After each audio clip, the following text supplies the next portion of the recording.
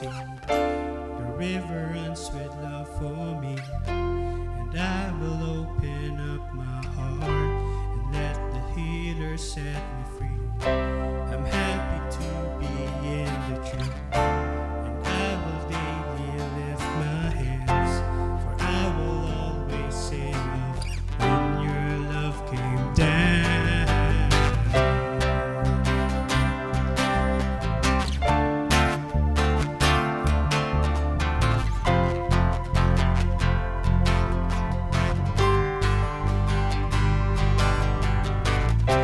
Over the mountains and the seas, your river runs with love for me, and I will open up my heart and let the healer set me free. I'm happy to be in the truth, and I will daily lift my hands, and I will always sing of when your love came down. I can sing of your love forever, and I can sing of your love forever, and I can sing of your love forever, and I can sing of your love forever. Over the mountains and the seas, your river runs with love for me, and I will open up my heart and let the healer set me free. I'm happy to be in the truth, and I will daily lift my hands, for I will always sing it when your love came down. I could sing of your love forever, I could sing of your love forever, oh, I could sing of your love forever, I could sing of your love forever. So I feel I can sing. It's foolishness, I know, but when the world has seen the light, they will dance with.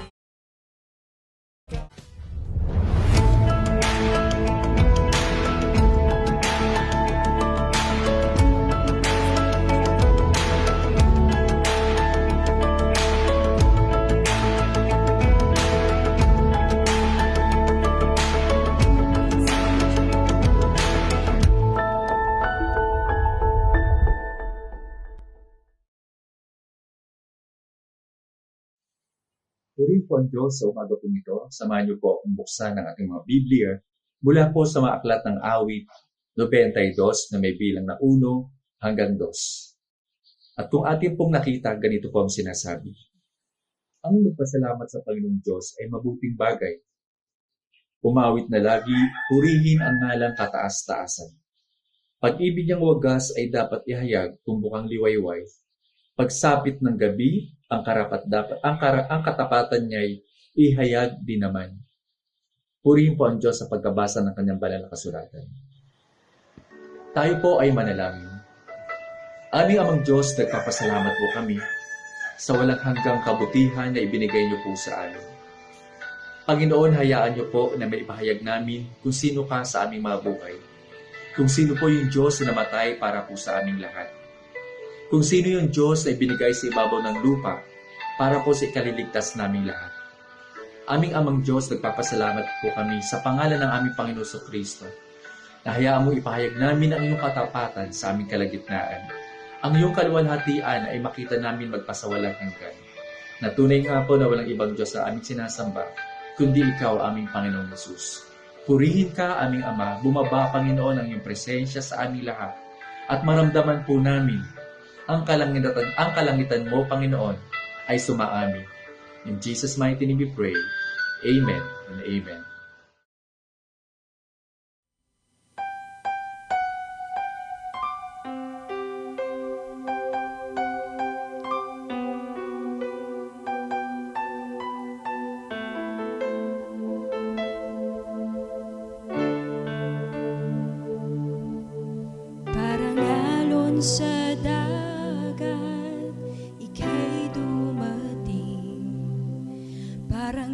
alon sa dagat, kami iyong dalhin. Magpapatianod, kami ay ihatid. Ikaw lang ang may alam nitong landasin.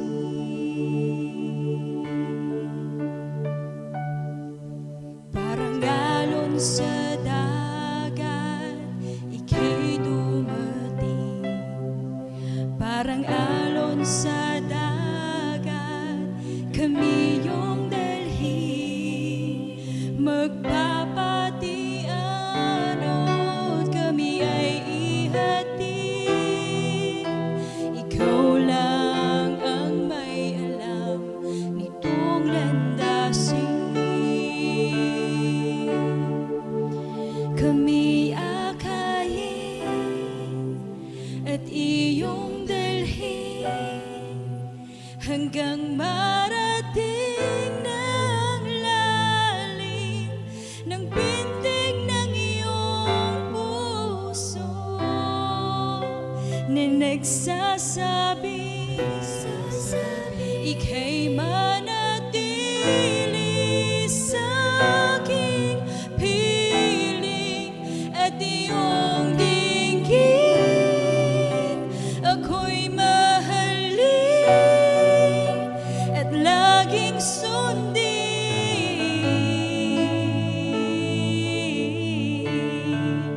at sasambahin.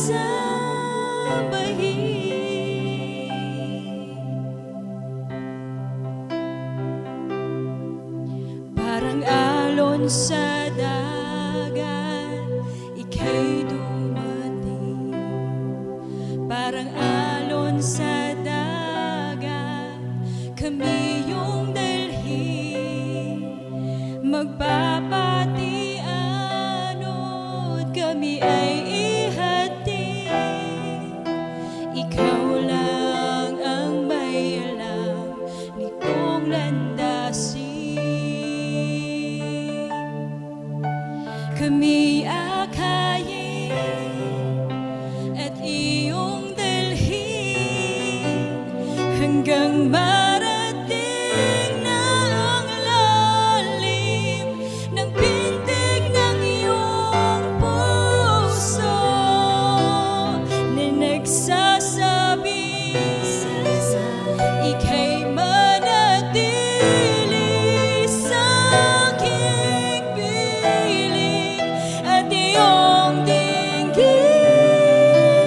Ako'y mahalin at laging sundin, oh, at sasambahin. Hindi mapapagod ang pusong ito na awitan ka at mahalin. Hindi magsasawang ika'y sambahin bawat sandali. Papuri ko'y hihimigin. Minsan ba? Hindi mapapagod ang pusong ito na awitan ka at mahalin.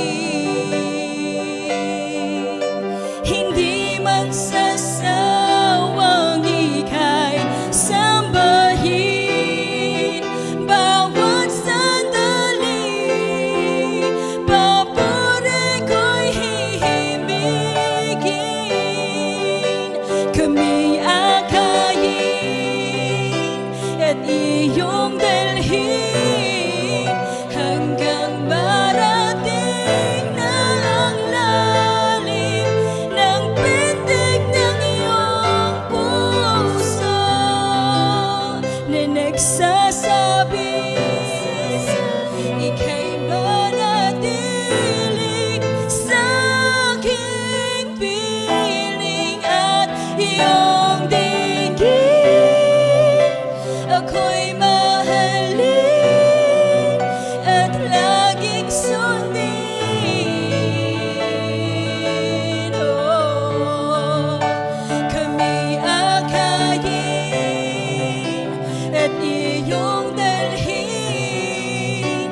hanggang marating na ang lalim ng pintig ng iyong puso na nagsasabi ika'y manatili sa aking piling at iyong tingin.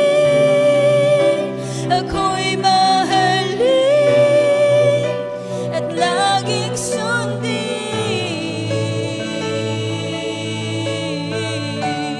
at iyong dinggin. Ako'y mahalin at laging sundin. Oh, at iyong dinggin. Ako'y mahalin at laging sundin.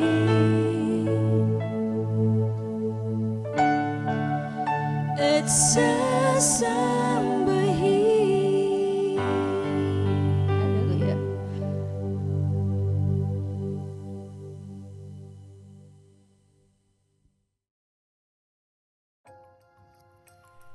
Mateo chapter 13 verse 44 to 46. Tulad ang kaharian ng langit sa natatagong kayamanan sa bukid, na nasumpungan ng isang tao at inilihim. At sa kanyang kagalakay yumaon at ipinagbili ang lahat niyang tinatangkilik, at binili ang bukid na yaon. Gayon din naman ang kaharian ng langit ay katulad ng isang taong nangangalakal na humahanap ng magagandang perlas. At pagkasumpong ng isang mahalagang perlas, ay yumaon siya at pinagbili ang lahat niyang tinatangkilik, at binili yaon.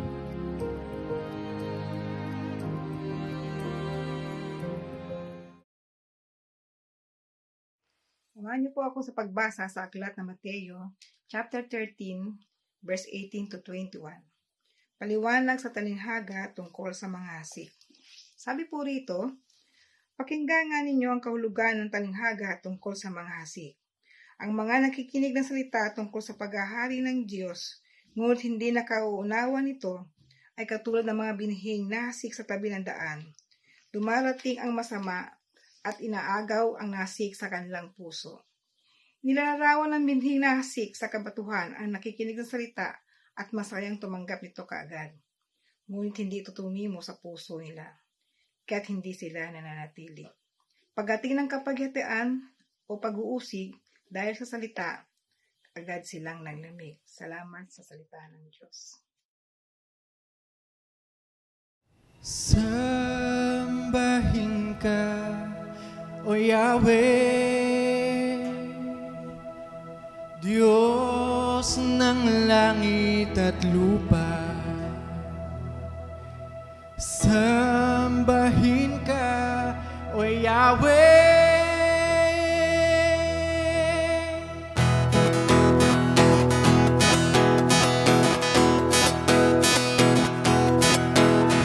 sambahin ka, O Yahweh, Diyos ng langit at lupa.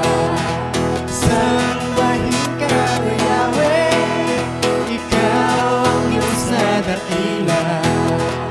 At ng mga nilalang ay magpuri sa'yo, O Diyos.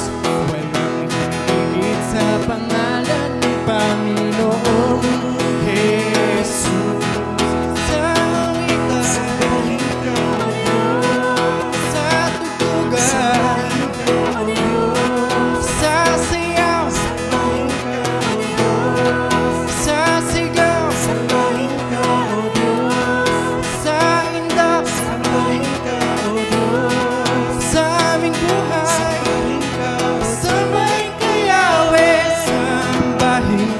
O Yahweh, Diyos ng langit at lupa. Sambahin ka, O Yahweh, Ikaw ang Diyos na dakila. Ang bawat pulo nitong aming bayan ay sa'yo iaalay. Si Jesus Jesus ang Hari at Panginoon ng aming buhay. Sa awitan, sambahin ka, O Diyos. Sa tugtugan, sambahin ka, O Diyos. Sa sayaw, sambahin ka, O Diyos. Sa sigaw, sambahin ka, O Diyos. Sa inda, sambahin ka, O Diyos. Sa aming buhay, sambahin ka, O Diyos. Sambahin ka, Yahweh. Sambahin ka, O Yahweh. Diyos ng langit at lupa. Sambahin ka, O Yahweh. Ikaw ang Diyos na dakila. Sambahin ka, O Yahweh. Diyos ng langit at lupa.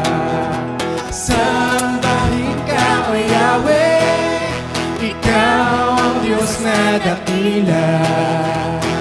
Sambahin ka, sambahin ka, sambahin ka, O aming Diyos. Sambahin ka, sambahin ka, sambahin ka, O aming Diyos. Sambahin ka, sambahin ka, sambahin ka, O aming Diyos. Sambahin ka, sambahin ka, sambahin ka, sambahin ka, Yahweh. Sambahin ka, O Yahweh.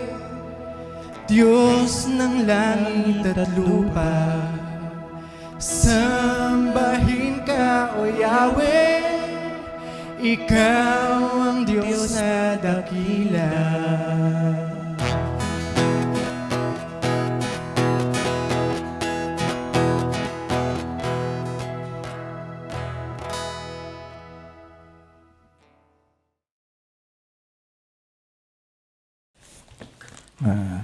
Blessed Sunday worship po sa ating lahat. At bago po tayo magbulay ng salita ng Diyos, tayo po muna ay magkaroon ng isang panalangin ng pagsamba at pagpapasalamat sa Diyos. Manalangin po tayo. Ama naming Diyos, na makapangyarihan sa lahat, sinasamba namin kayo. Sapagkat kayo lamang ang nag-iisang Diyos na nararapat, papurihan at sambahin, ngayon at magpakailanman. Tanggapin niyo po ang aming awit ng pagsamba, ang aming pagpupuri, ang aming pagpapasalamat sa lahat ng panahon ng aming mga buhay.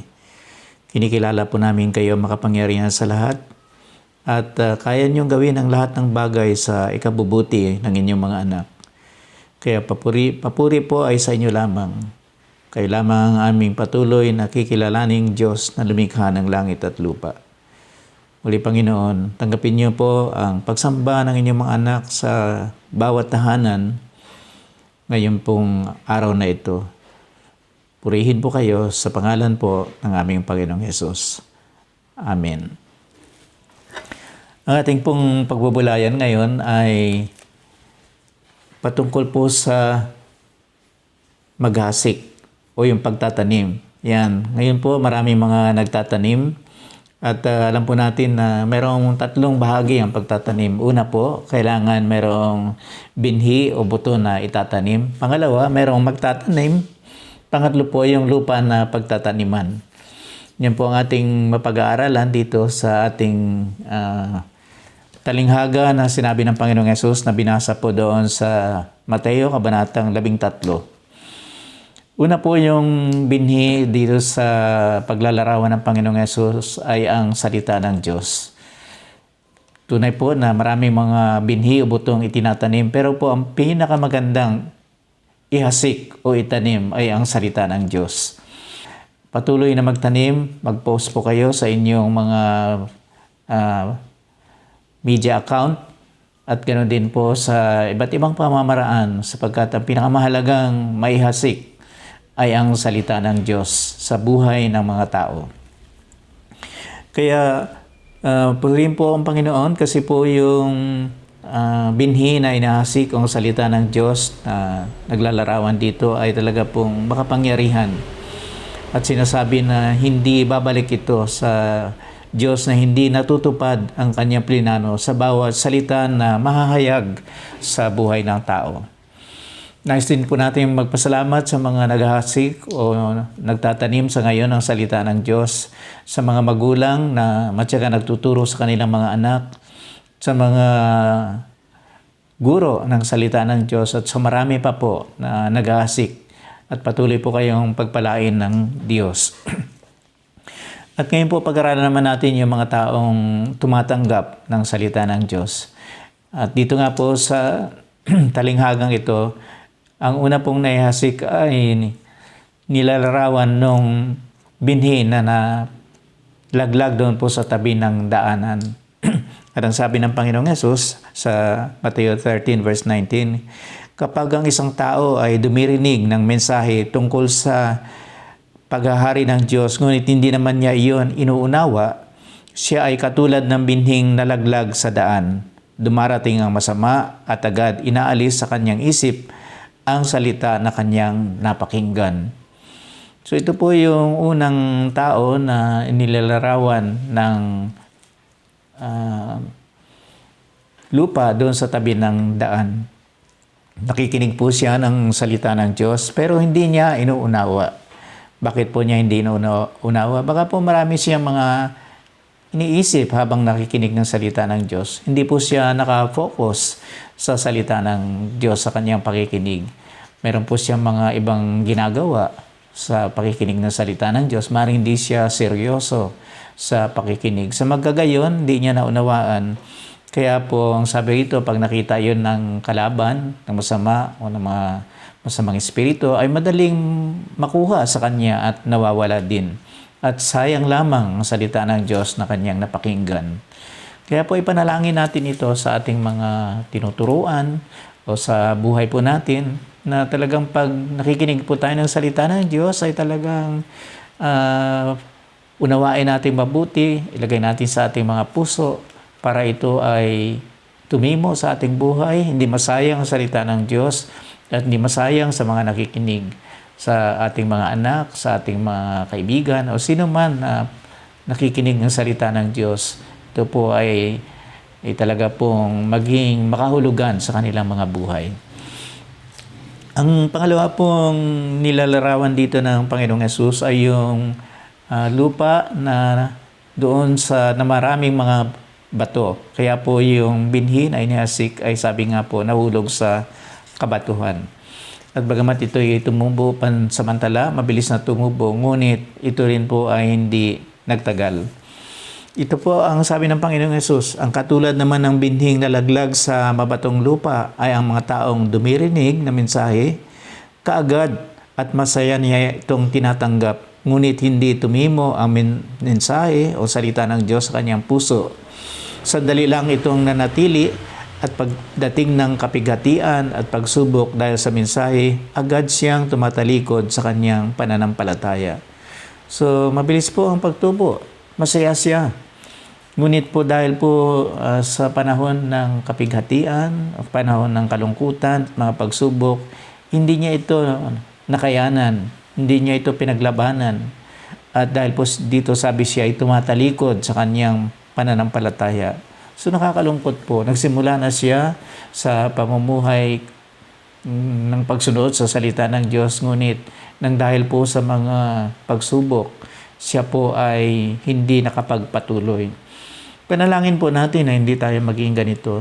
Alam po naman natin na talagang bawat tao sa mundong ito ay daraan sa pagsubok. Lahat po tayo ay mayroong mga kalungkutan na pagdaraanan sa buhay. Siguro nga po sa panahon ngayon ay talaga po meron tayong mga kalungkutan sa mga pangyayari. Ngunit dapat po ito nating mapaglabanan at huwag po tayong manlalamig, huwag po tayong magtatampo sa Diyos. Bagkos ang mga pagsubok ay maging daan ng ating kalakasan at pagtitiwala na ito'y bahagi ng paghubog ng Diyos sa atin upang tayo ay mas lumakas pa sa pananampalataya. So panalangin po natin, maging po yung mga ibang nakikinig na mapagtagumpayan nila ang mga pagsubok sa buhay. Ang pangatlo pong nilalarawan dito ay yung nakikinig ng salita ng Diyos pagkatapos ay hindi rin nagtatagal dahil po sila ay nahalintulad sa lupa na maraming damo at matitinik na halaman. Sabi po ng Panginoong Hesus sa Mateo Kabanatang 13:22,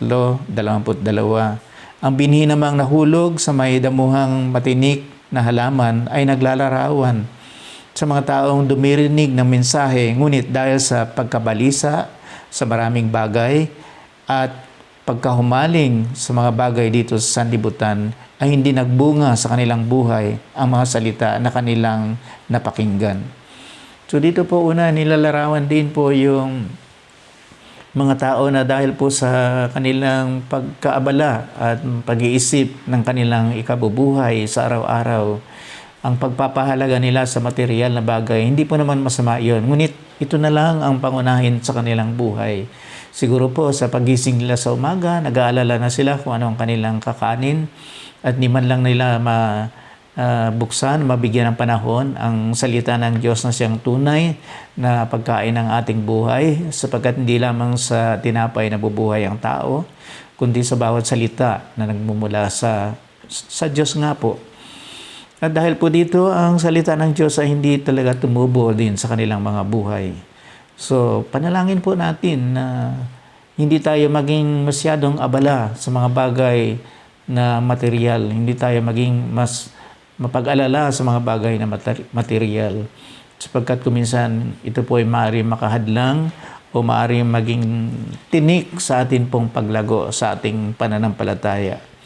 Yung iba po naman ay nahumaling, sabi po, sa kayamanan, kaya po ang salita ng Diyos ay nawalan ng puwang sa kanilang mga puso at hindi nagkaroon ng bunga sa taong iyon. Ito po yung mga tao namang abala sa kanilang pagtatrabaho.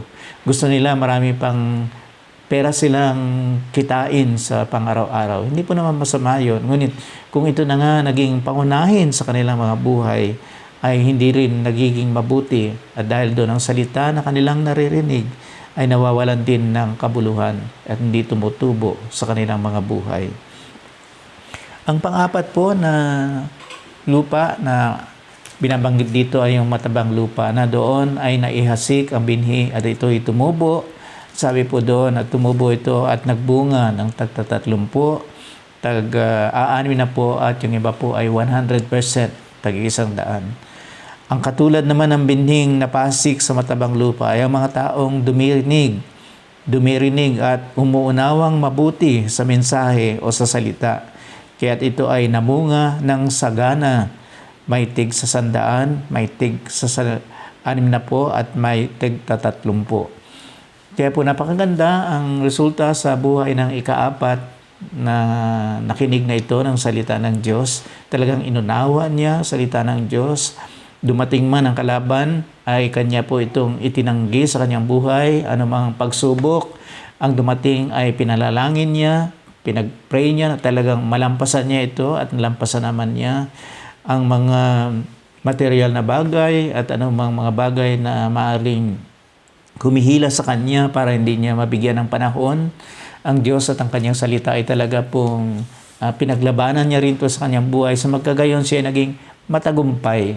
At dahil po dito, ang salita ng Diyos ay talagang nagbunga, tumubo at nagbunga sa kanyang buhay. Ano pa ang mga posibleng bunga nito? Una po, sa pakikinig ng salita ng Diyos ay nagkaroon ng pagbabago sa kanyang buhay. Sapagkat sinasabi nga po, ang salita ng Diyos ay hindi lamang dapat pakinggan, kundi ito ay dapat magpabago ng buhay natin.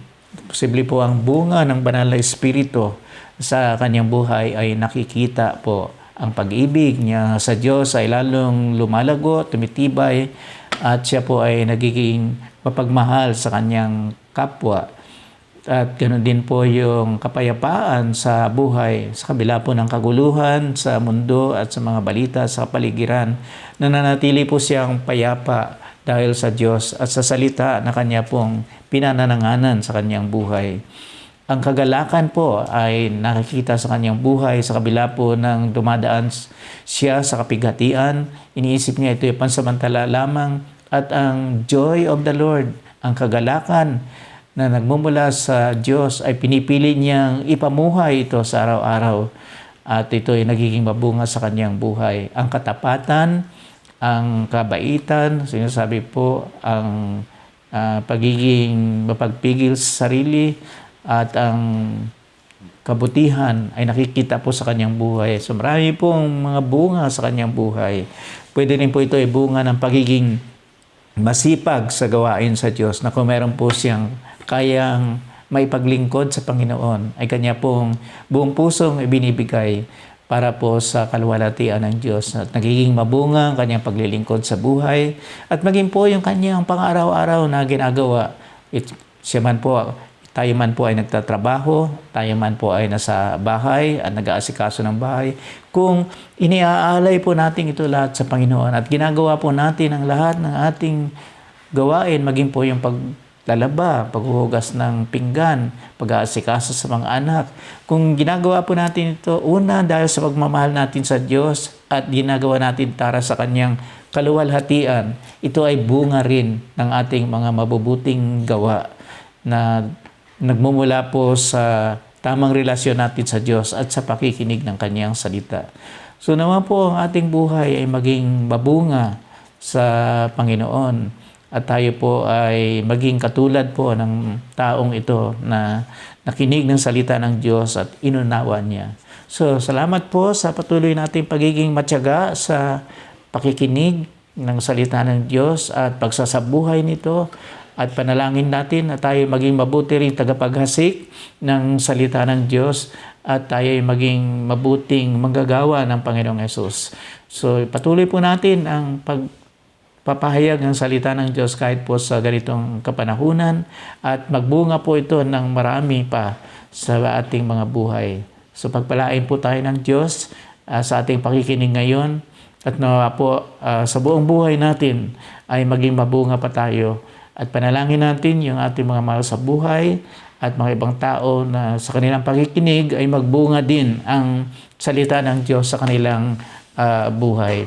Muli po, ang pagpapala ng Diyos ay sumaating lahat.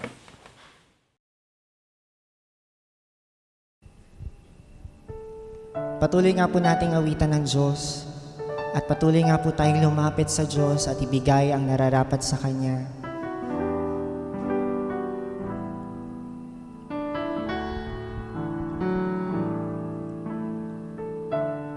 Patuloy nating ibigay ang ating puso para sa Diyos ngayong umagang ito. Pusong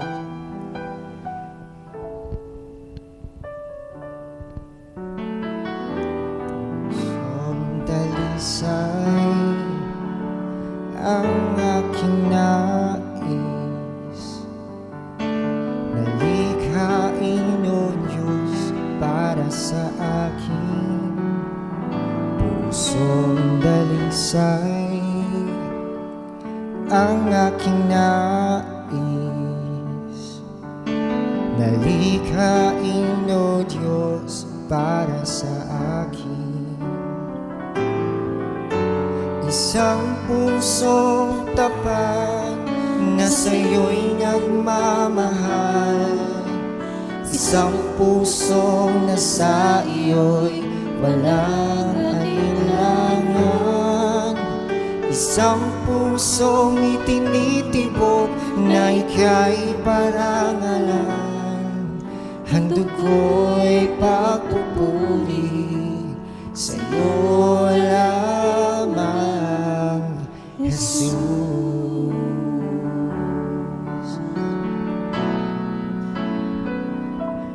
Pusong dalisay ang aking nais, nalikhain o Diyos para sa akin. Pusong dalisay ang aking nais, nalikhain o Diyos para sa akin. Isang pusong tapat na sa'yo'y nagmamahal, isang pusong na sa iyo'y walang alinlangan, isang pusong itinitibok na ika'y parangalan. Handog ko'y pagpupuri sa'yo lamang, Jesus. Handog ko'y pagpupuri, sa'yo lamang, Jesus. Handog ko'y pagpupuri, sa'yo lamang, Jesus.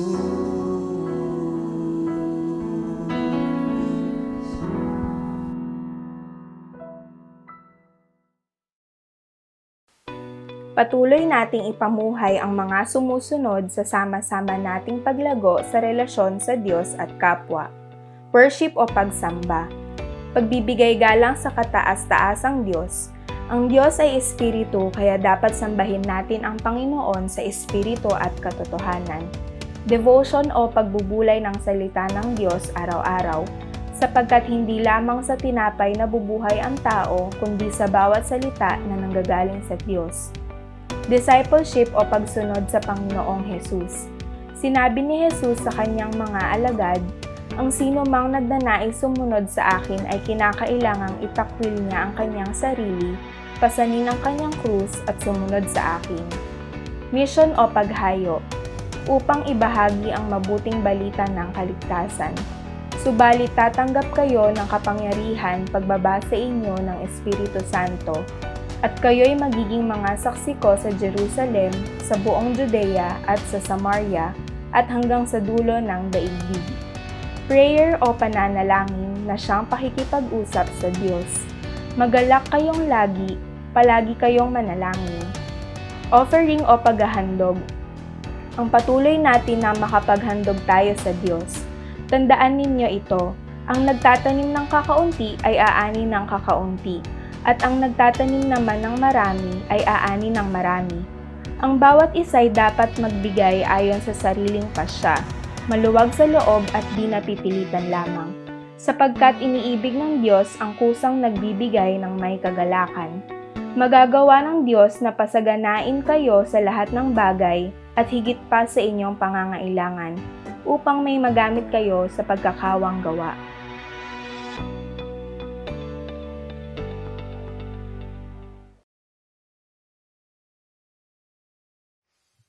Sige po, tayo po ay manalangin. Dakilang Diyos, kami po ay nagpapasalamat sa kabutihan mo sa amin. Sa kabila ng lahat ay nilingap mo at pinaghalian upang makasama mo sa iyong kaharian. Salamat din po dahil sa tinuring mo kaming matabang lupa na nahasikan ng iyong salita upang lumago at mamunga ng tig 100, tig 60 at tig 30. Salamat po Panginoon sa nangyari. Ang lahat ng ito dahil sa patuloy na paghahari mo sa aming mga buhay.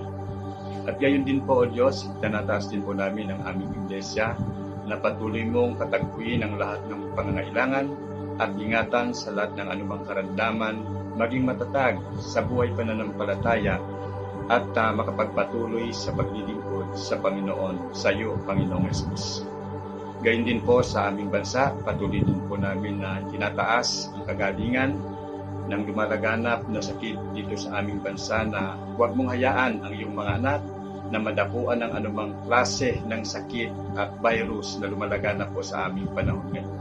Gayon din po ang kagalingan ng kaluluwa, ang makapanumbalik ang mga tao upang hanapin ka at kanilang masumpungan ka sa kanilang mga buhay upang magkamit sila ng buhay na walang hanggan. Gayon din po, Diyos, ang kagalingan ng ekonomiya ng bansa sa patuloy na pagbubukas ng mga negosyo upang sumagana at umunlad at umangat ang ekonomiya ng aming bansang Pilipinas. Lahat, Panginoon, ito ay tinataas namin na patuloy mong katagpuin, O Diyos, ang pangangailangan ito ng aming bansa. Ngayon, ang pag-ibig ng Diyos Ama, ang biyaya ng aming Panginoong Kristo, at ang pagkikipisa ng Espiritu Santo ay suminyong lahat ngayon at magpakailanman. Sa nawa, ang lahat ay magsabi ng Amen and Amen.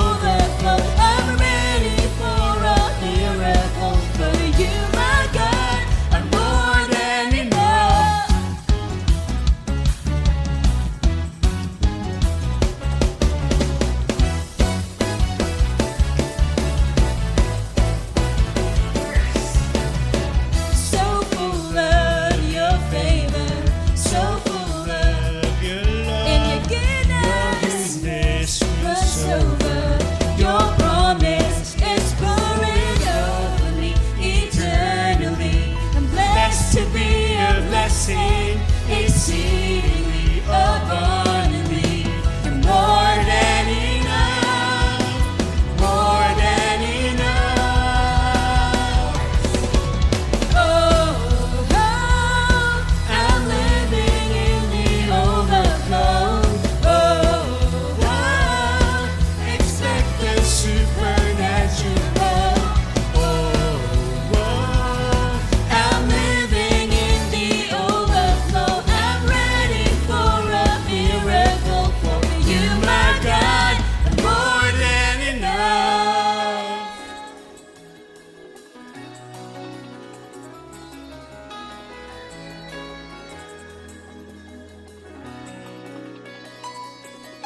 I'm blessed and blessed, blessed to be a blessing. I'm blessed and blessed, living in the overflow. I'm blessed and blessed, thank you, Lord. Blessed to be a blessing. I'm blessed and blessed, living in the overflow. I'm blessed and blessed, blessed to be a blessing. I'm blessed and blessed, living in the overflow. I'm blessed and blessed to be a blessing. Blessed to be a blessing. I'm blessed and blessed, living in the overflow. I'm blessed and blessed, thank you, Lord. Blessed to be a blessing. I'm blessed and blessed, living in the overflow.